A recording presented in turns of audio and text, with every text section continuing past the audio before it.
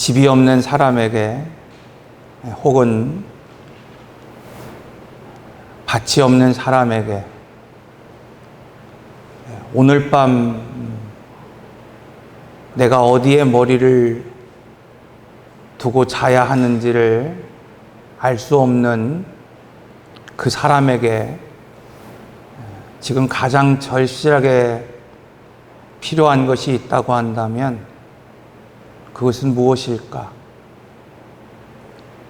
애굽에서 나온 지 반년의 시간이 흘렀습니다. 홍해의 감격도 혹은 이 시내산에서 경험했던 그 놀라운 그 두려움, 경외함도 가시지 않은 그 광야 한복판에서 지금 하나님이 말씀하고 계십니다. 내가 거할 성소를 짓게 하라. 만약 오늘 우리에게 이러한 상황 가운데에서 이 말씀을 주신다고 한다면 오늘 우리의 마음은 어떨까? 우리는 늘 핑계를 준비하며 살아갑니다. 형편이 좀 나아진다면, 아이들이 조금만 크면, 이 시기가 조금만 지나가면 그때 가서 오늘 우리가 제대로 하나님을 예배하겠다는 말을 합니다. 예배하러 가겠다고 하는 이스라엘 백성들에게 바로가 유혹하는 말도 이와 같습니다. 이 땅에서 너희 하나님께 제사 드리라.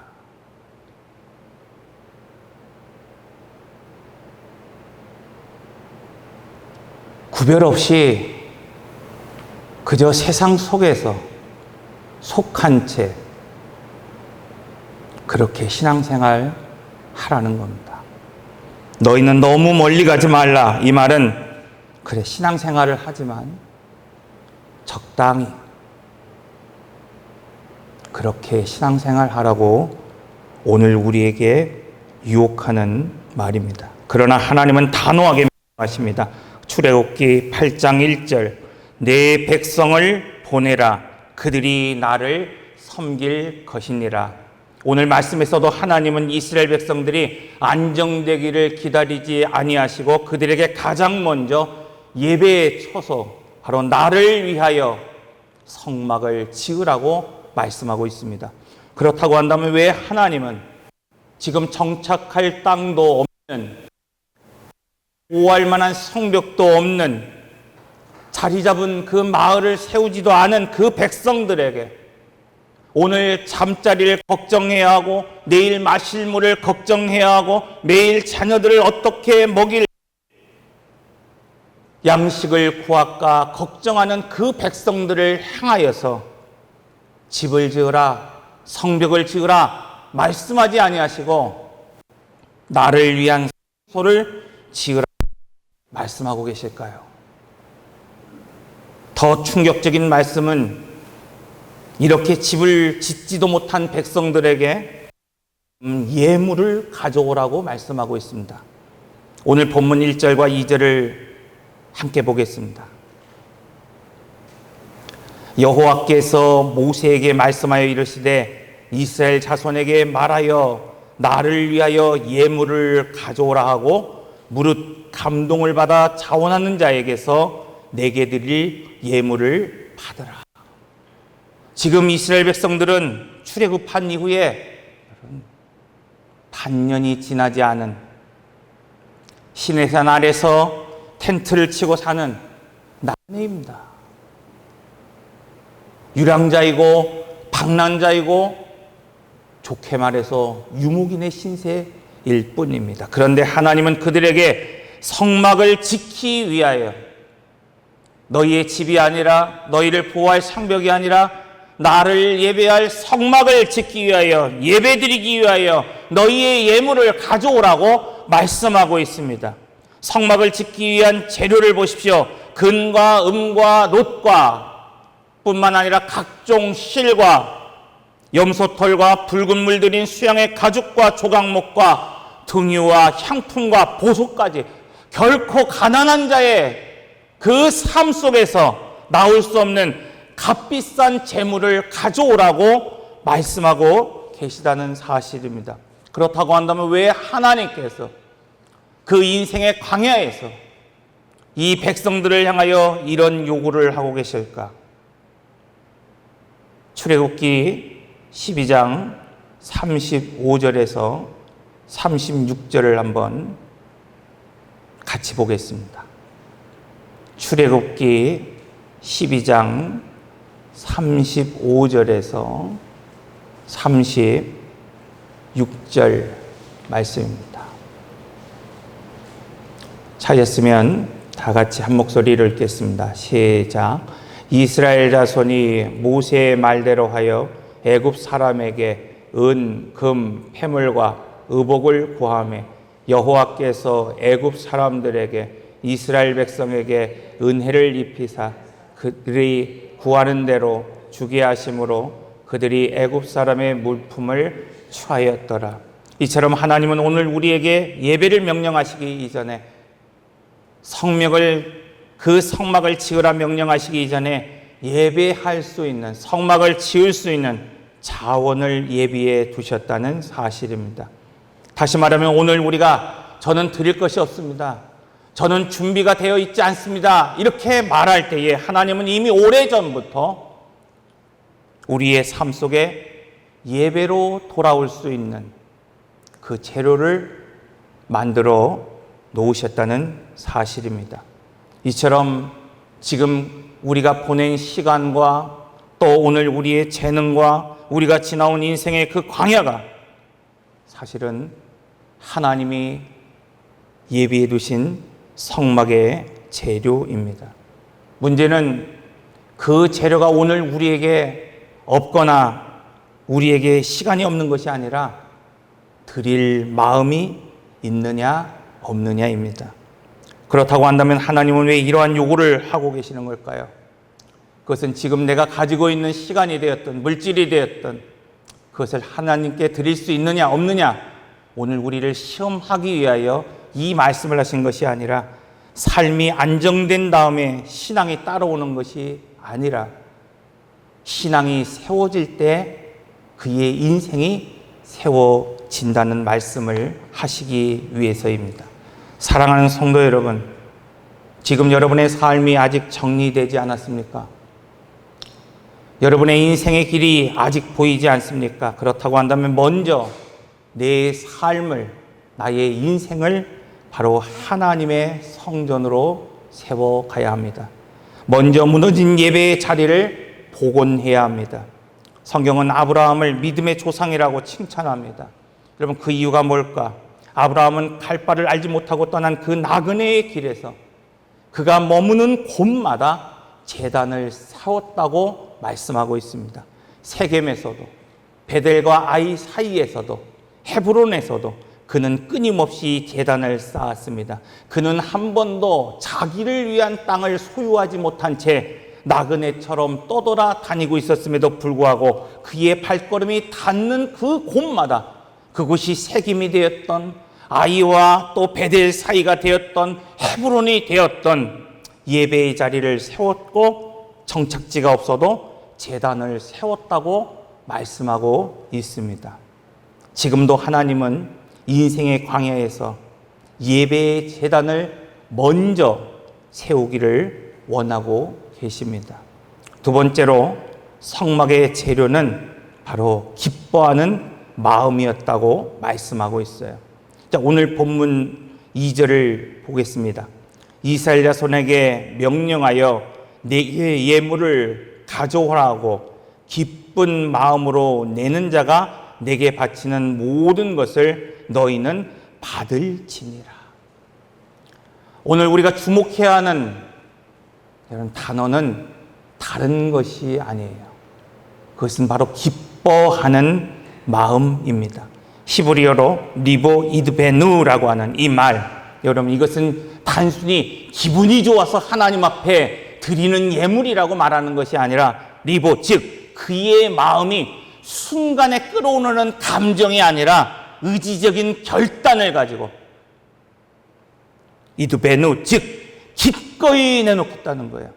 그냥 내가 순간에 끌어오는 기쁨 때문에, 희열 때문에 무엇인가를 드리는 것이 아니라 내가 손해볼 것을 알고, 내가 힘든 것을 알고, 내게 부족함이 있는 것을 알지만 의지적인 결단을 통하여 자발적으로 하나님 앞에 바치겠다고 하는 마음입니다. 실제로 출애굽기 35장과 36장에 가면은 더 놀라운 장면이 나옵니다.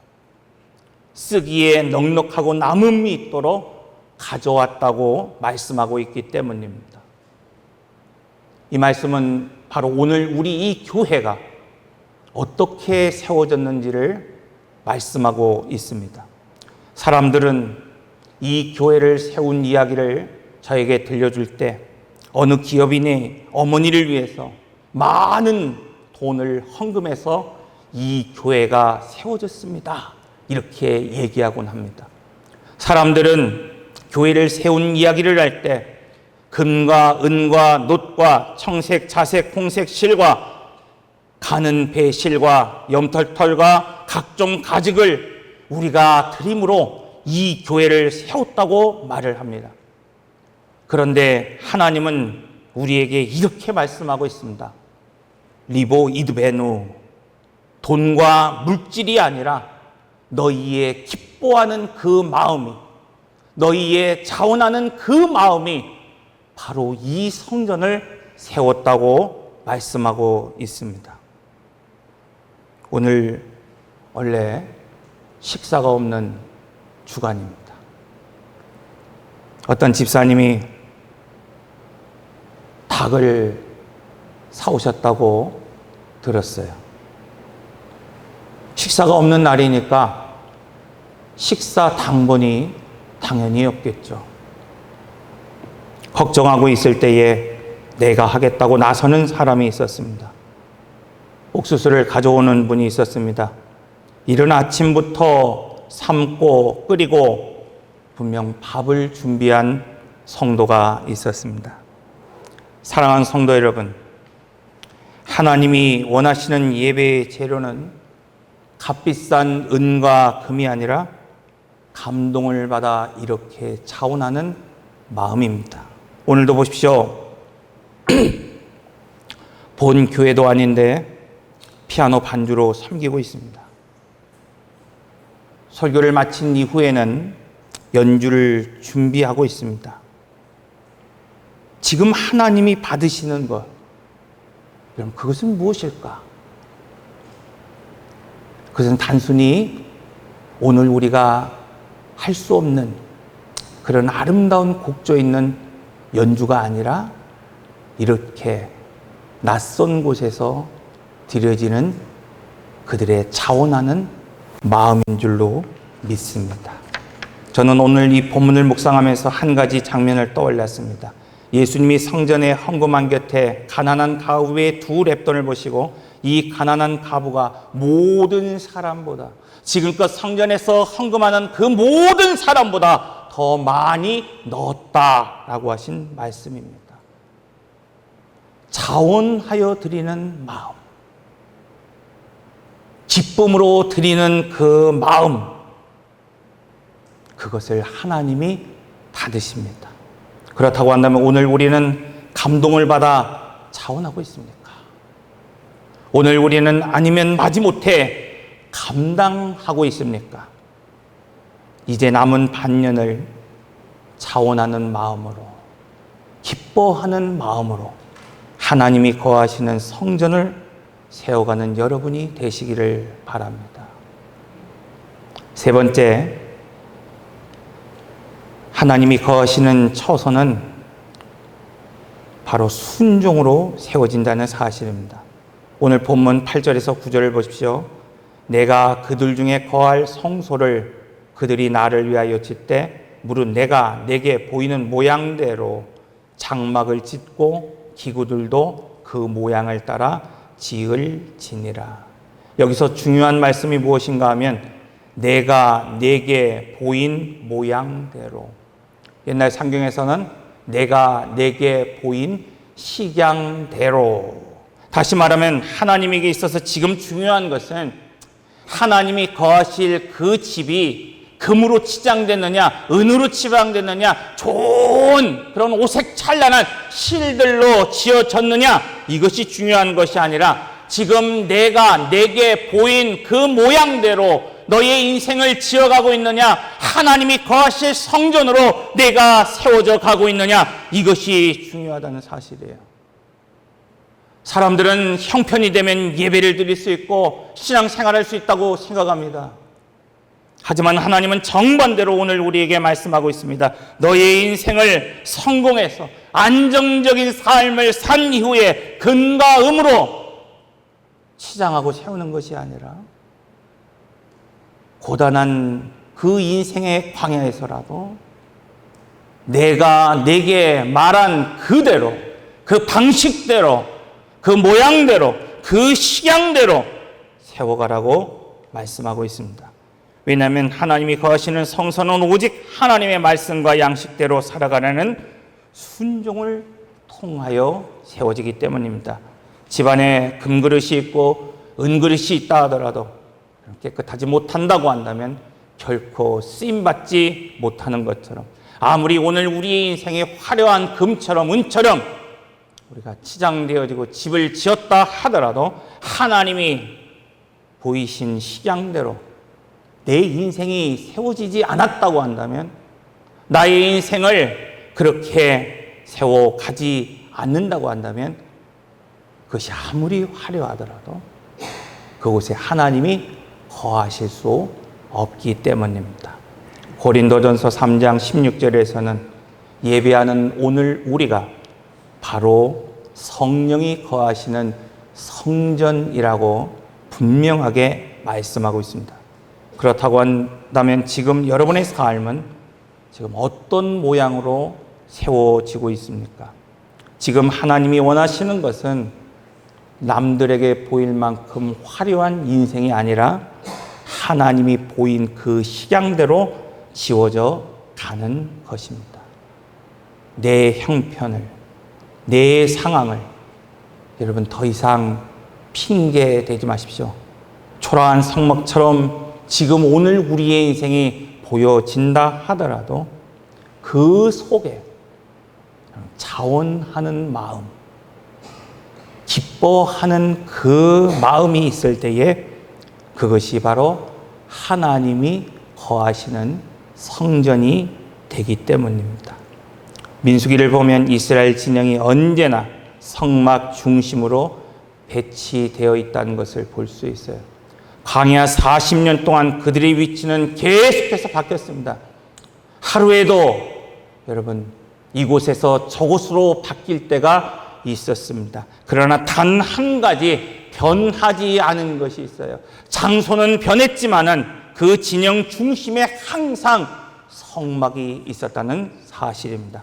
사랑하는 성도 여러분, 우리의 상황과 환경은 앞으로도 계속해서 변화하고 이동할 것입니다. 과거에 오늘 우리의 교회의 모습이 현재의 교회의 모습이 아니듯이 오늘 우리의 교회의 모습과 성도들의 삶의 그 모습은 반드시 변하고 이동할 것입니다. 그러나 오늘 우리 삶의 중심에 그 이스라엘 백성들 그 진영에 변하지 않고 성막이 있었던 것처럼 오늘 우리의 삶의 중심에 예배의 처소가 굳건하게 오늘 우리가 서 있다고 한다면 그 어떤 광야의 여정 속에서도 오늘 우리를 무너뜨릴 수가 없습니다. 이것이 바로 오늘 우리에게 주시는 말씀입니다. 그러므로 인생의 광야에서 성막이 중심이 되고 예배가 중심이 될 수 있도록 자원하는 마음, 하나님을 기뻐하는 그 마음으로 바로 여러분이 삶을 하나님이 거하실 수 있는 인생으로 세워가시기를 바랍니다. 기도하겠습니다.